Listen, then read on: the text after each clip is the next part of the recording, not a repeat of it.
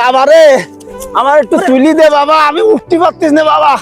حبيبي يا محمد أتيت بالسلام والهدى محمد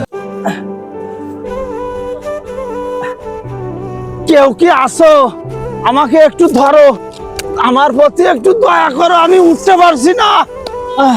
আল্লাহ, কারোর মনে একটু দয়া নাই, বৃদ্ধ মানুষ, আমি পড়ে গেছি, আমার কেউ একটু তুলি দেবে না? বাবা, বাবা একটু দোয়ার, আমাকে একটু তুলি দে, আমি উঠতে পারছি না। আমি ব্যস্ত আছি। আল্লাহ, সবাই ব্যস্ত। বাবা রে, আমার একটু তুলি দে বাবা, আমি উঠতে পারতিস না বাবা, একটু তুলি দে। ওরে তুমি মুরব্বী মানুষ, কথা কে উঠে যাও মরতি? হ্যাঁ, আমার সময় নেই।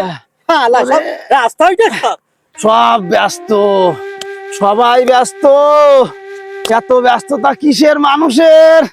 আল্লাহ, হায় আল্লাহ, আমি মুরব্বী বলি কি আমার একটু রোডে উঠান অধিকার নেই?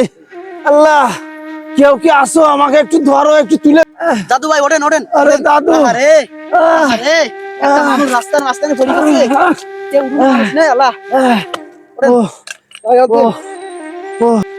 দাদু ভাই, চলেন। একটা সময় ছিল মানুষ বিপদে পড়লে সবাই ছুটে আসতো, তাদের খোঁজ খবর নিত, সাহায্য করতো। আর এখন সবাই ব্যস্ততা দেখায়। কিসের এত ব্যস্ততা? এই নিঃশ্বাসটুকু পুরালে তো সবই শেষ।